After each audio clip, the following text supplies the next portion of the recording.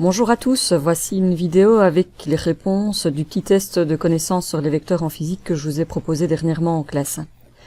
Alors, quelle est la différence entre A surmonté d'une flèche et A qui n'est pas surmonté d'une flèche? La différence, elle est assez simple. Ceci, c'est un vecteur. Et ceci, c'est la composante scalaire du vecteur.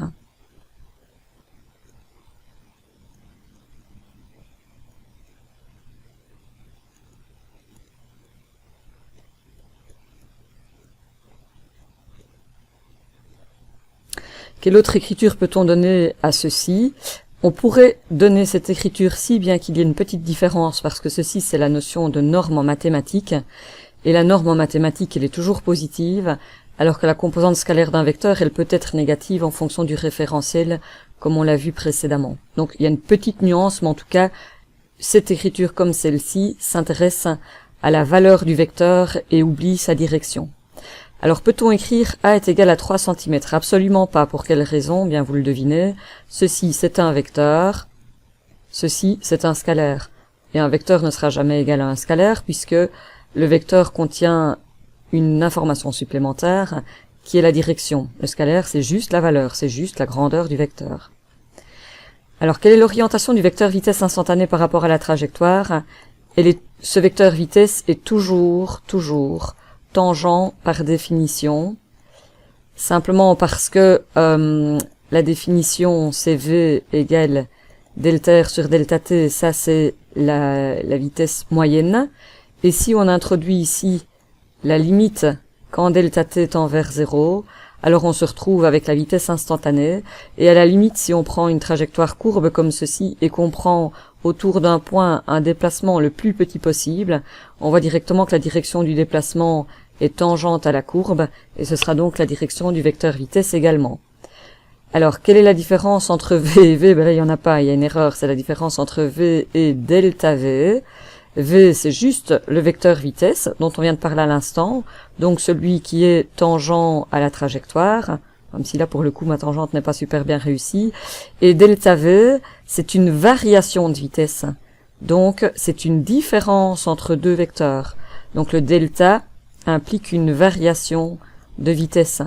Et donc, quand on a delta V, c'est la différence entre, par exemple, si on regarde la variation de vitesse de part et d'autre du point 2, c'est la différence entre la vitesse au point 3 et la vitesse au point 1.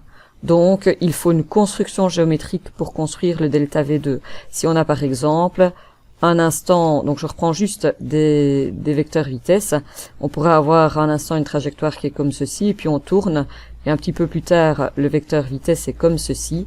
Si on veut construire delta V2, alors on doit faire V3 moins V1, c'est-à-dire qu'à la suite de V3, on ajoute l'opposé de V1. Donc il faudrait, c'est pas très bien fait, mais il faudrait que la norme de celui-ci soit la norme de celui-là, la direction est la même, le sens est opposé, et donc du coup, delta V2, le voici, c'est le vecteur qui rend compte de la variation du vecteur vitesse entre les instants 1 et les instants 3. Alors le vecteur V est tangent à la trajectoire, est toujours vrai, jamais vrai, parfois vrai, c'est toujours vrai, on l'a expliqué par définition, puisque la définition du vecteur vitesse, c'est du vecteur vitesse instantané, c'est à la limite quand delta T tend vers 0. Mais en le disant, je me rends compte que dans la question, on a dit le vecteur V est tangent à la trajectoire. C'est vrai si on prend la vitesse instantanée, ce n'est pas vrai. Enfin, ça peut être faux en tout cas, si on prend une vitesse moyenne, et que la direction de la vitesse change au cours du temps, parce que imaginez que l'on tourne, si je prends la vitesse moyenne, alors je prendrai deux instants forts reculés l'un de l'autre, j'aurai ici un delta R moyen, et puisque ceci est un scalaire positif, on sait que ces deux vecteurs, là vous y êtes habitués, ont la même direction et le même sens, et donc du coup, la vitesse moyenne, elle aurait cette orientation-ci, qui n'est pas du tout tangente à la trajectoire. Donc c'est toujours vrai pour une vitesse instantanée, c'est-à-dire avec un intervalle de temps qui tend vers 0. Ça peut être faux si c'est une vitesse moyenne, mais dans certains cas c'est vrai aussi, parce que si je prends une vitesse moyenne avec une trajectoire qui est rectiligne, alors quelle que soit la durée de la trajectoire, le delta R est sur la trajectoire et donc la vitesse moyenne ou pas, est sur la trajectoire aussi, et donc dans ce cas-là, elle est tangente à la trajectoire. Voilà. Alors le vecteur V a toujours la même orientation et le même sens qu'un autre vecteur, lequel et pourquoi? Eh bien, on vient de le dire. Par définition, le vecteur vitesse, c'est le vecteur déplacement, c'est-à-dire variation de position sur l'intervalle de temps. Comme le delta t est toujours un scalaire positif, et si vous devez le justifier, vous devez dire parce que le delta t, c'est la différence entre un temps final et un temps initial, et le temps final étant toujours plus grand que le temps initial puisque le temps s'écoule, eh bien ceci est toujours strictement plus grand que 0. Et donc, comme c'est une valeur positive, ces deux vecteurs-là ont le même sens, et comme par ailleurs c'est un scalaire, ces deux vecteurs ont la même direction. On a comparé ça avec le monde des mathématiques hyper faciles, où on dirait B, c'est le vecteur A divisé par 2. Alors, si le vecteur A est horizontal et fait 4 cm de long, on dira tout de suite que le vecteur B est aussi horizontal et qu'il ne fait que 2 cm de long. Donc, comme c'est un scalaire, ils ont tous les deux la même direction. Comme il est positif, ils ont en plus de ça tous les deux le même sens. Voilà. Alors, le vecteur A a toujours la même orientation et le même sens qu'un autre vecteur, lequel et pourquoi? Eh bien, le vecteur A, il est défini comme étant la variation du vecteur vitesse au cours du temps. Même topo, ceci est toujours un scalaire positif. Comme delta t est toujours un scalaire positif, alors le vecteur accélération aura toujours exactement la même direction et exactement le même sens que le vecteur variation de vitesse dont on a parlé précédemment. Alors si la norme de V1 est égale à la norme de V3, alors delta V2 qui est égal à V3 moins V1 est égal à 0, est toujours vrai, parfois vrai ou jamais vrai. Ça peut l'être, mais ça n'est pas toujours le cas. Si on prend un mouvement rectiligne, alors si à un instant on a une vitesse V1 et qu'un tout petit peu plus tard on est sur une trajectoire rectiligne, on a un vecteur V3 qui est comme ceci, la norme de ceci est égale à la norme de ceci. Alors si je construis le vecteur delta V2 qui est obtenu en ajoutant au vecteur V3 l'opposé de V1, à la suite de V3, je viens ici ajouter l'opposé de V1, alors effectivement je trouve 0. Ça, c'est vrai. Par contre, si à un instant V1, le vecteur vitesse est celui-ci, et qu'un peu plus tard la trajectoire se courbe, et que le vecteur vitesse devient celui-ci, avec un vecteur vitesse là qui a la même longueur que celui-ci, alors pour construire le vecteur delta V2, à la suite de V3, je viens mettre l'opposé de V1, donc voici moins V1, et du coup, delta V2 n'est plus égal à 0. Le delta V2 en français, vous devez appeler ça la variation du vecteur vitesse au point 2, ou de part et d'autre du point 2, donc variation du vecteur vitesse, mais comme c'est un vecteur, il peut varier aussi bien en intensité qu'en direction. Et donc même si l'intensité reste la même, ce qui est le cas ici, mais que la direction change, il y a une variation du vecteur vitesse, et donc ceci n'est pas toujours vrai. Si la norme de V1 est égale à la norme de V3, alors delta V2 égale V3 moins V1 est égal à 0, et c'est toujours vrai, parfois vrai ou jamais vrai. Bien ça c'est vrai. Si on prend la norme, donc la composante scalaire de delta V2 qui est la composante scalaire de V3 moins la composante scalaire de V1, ça donnera toujours 0. Par contre on ne pourra pas toujours écrire ceci. On ne peut écrire la relation delta V2 qui est égale au vecteur V3 moins le vecteur V1. Ceci est équivalent à ceci.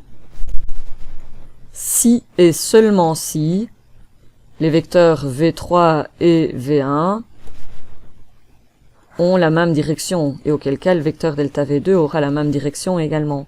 Sinon on ne peut pas écrire ceci, c'est pas juste, mais enfin si vous voulez quand même le calculer, vous tomberez sur 0, ça c'est clair.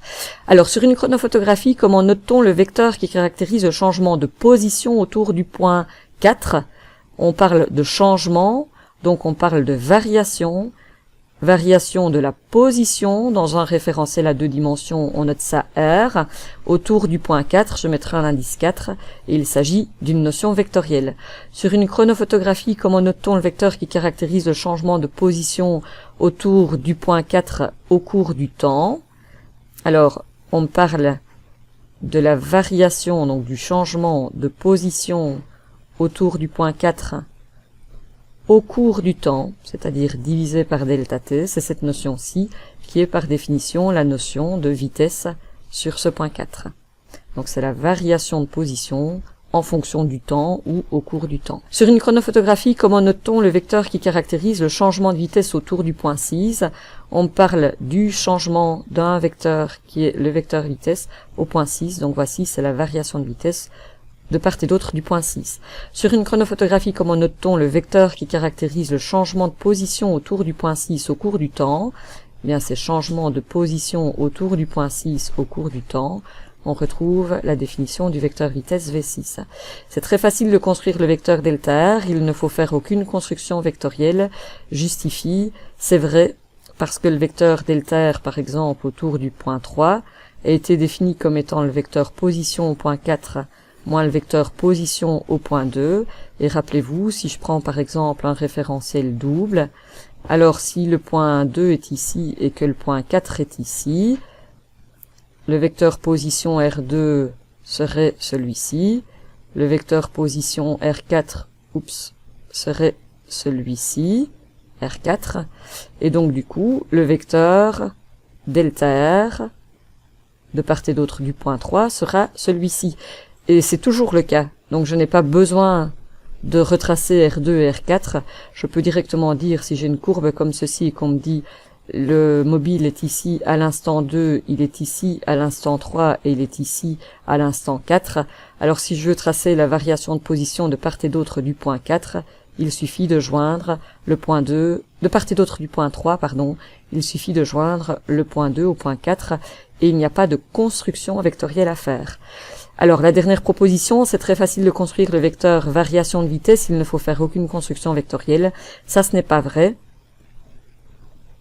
parce que le vecteur variation de vitesse de part et d'autre du point 3, par exemple, c'est le vecteur vitesse au point 4 moins le vecteur vitesse au point 2, et là, ce vecteur vitesse dépend, comme on en a parlé dans des exercices précédents, ça dépend de la direction du vecteur V4 et du vecteur V2, et il faut toujours le construire.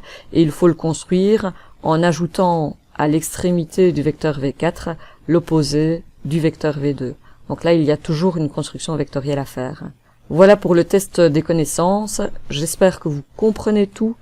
Surtout, n'étudiez pas ces questions-là par cœur, ça n'aurait aucun sens, mais vous devez vraiment pouvoir jongler avec cette matière-là pour essayer de comprendre la mécanique en 5e secondaire et en première bac par la suite. Voilà, à bientôt.